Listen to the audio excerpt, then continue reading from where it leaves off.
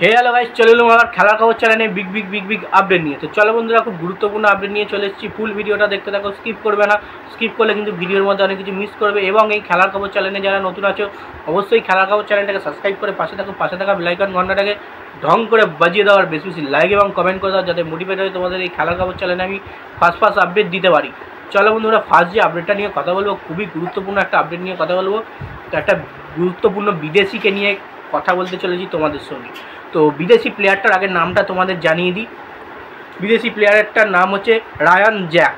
তো রায়ান জ্যাককে নিয়ে কিন্তু মোহনবাগান শিবিরে খুবই টানাটানি চলছে। মানে বলা হচ্ছে এই রায়ান জ্যাক নাকি মোহনবাগান শিবিরে আসতে চলেছে, টার্গেট করেছে। মানে দুর্ধর্ষ একটা বিদেশি। তো এই রায়ান জ্যাকের যদি বায়োডাটাটা তোমরা জানতে চাও এবং পুরোপুরি ফর্মুলাটা জানতে চাও, তো পুরোপুরি শোনো। রায়ান জ্যাক হচ্ছে 32 বছর বয়সী স্কটিশ সেন্ট্রাল মিডফিল্ডের প্লেয়ার। এর মার্কেট ভ্যালু হচ্ছে 8 কোটি টাকা।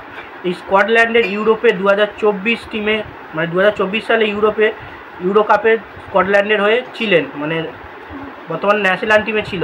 এবং তার ইনস্টাগ্রাম আইডিতে মুম্বাই, মোহনবাগান, জামশেদপুর এবং তার সঙ্গে জেসন কামিন্সকে ফলো করা রয়েছে। তো সেক্ষেত্রে জানা যাচ্ছে যে মুম্বাই, মোহনবাগান এবং জামশেদপুর এবং জেসন কামিন্স, যেহেতু জেসন কামিন্সকে ফলো করে রেখেছে, সেক্ষেত্রে অনেকেই বলতে চাইছে যে মোহনবাগান শিবির নাকি এই প্লেয়ারটাকে নিয়ে আসতে চলেছে।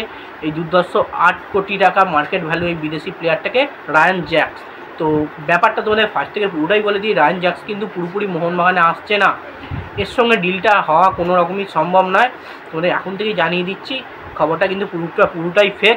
এরা প্লেয়ার হিসেবে, জেসন কামিন্স নাম করা একটা প্লেয়ার হিসেবেই তাকে করে রেখেছিল এবং ইন্ডিয়ান এইসব ক্লাবগুলো বড় ক্লাব হিসেবে কিন্তু এদেরকে ফলো করে রেখেছিল। তো সেক্ষেত্রে এটাই হচ্ছে আসল খবর। তো এবার যে আপডেটটা নিয়ে কথা বলবো, মোহনবাগান শিবিরে কিন্তু আনোয়ার আলীকে নিয়ে বহুত পরিমাণে দুঃসংবাদ এলো। তো দুঃসংবাদটা কি?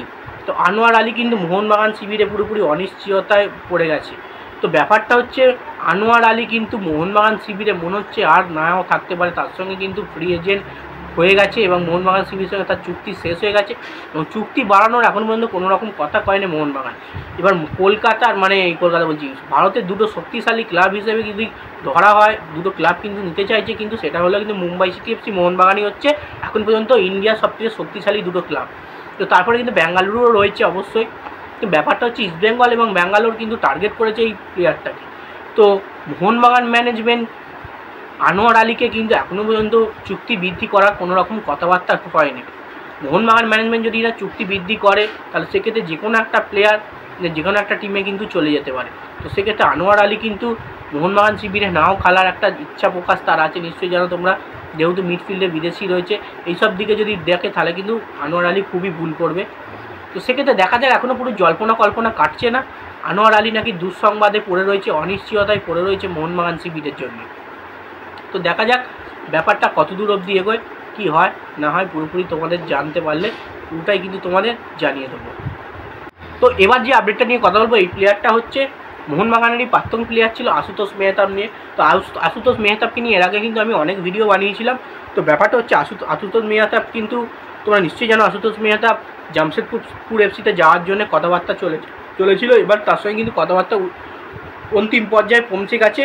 তো জামশেদপুর এফসি কিন্তু প্রায় 2 বছরের ডিলে কিন্তু আশুতোষ মেহতাবকে তাদের দলে নিতে চাইছে এবং তাদের দলে কিন্তু কনফার্ম হয়ে যাবে আশুতোষ মেহতাব। আবার 2025 আইএসএলে কিন্তু জামশেদপুরের জার্সি গায়ে তাকে খেলতে দেখতে পাবো আমরা। তো দেখা যাক, এখনও পর্যন্ত ডিলটা ডান হয় না, এখন কথাবার্তা এগিয়েছে। তাকে কিন্তু 2 বছরের চুক্তিতে আশুতোষ মেহতাবকে জামশেদপুর এফসি দলে নিতে চায়। তো যদি নেয় আশুতোষ মেহতাবকে জামশেদপুর এফসি, এরা ভালোই সাইনিং হবে। এবং তার পারফরমেন্সটা কেমন সেটা হচ্ছে অনেকটাই দেখার। পারফরমেন্স কিন্তু আগে থেকে খুব একটা ভালো নাও হতে পারে। তো যাই হোক, ভিডিওটা এইটুকুই রাখছি। ভালো লাগলে লাইক, কমেন্ট, শেয়ার, সাবস্ক্রাইব করে পাশে থাকো। বাই। আর নেক্সট ভিডিও দেখা হচ্ছে। তাড়াতাড়ি 5000 সাবস্ক্রাইব করে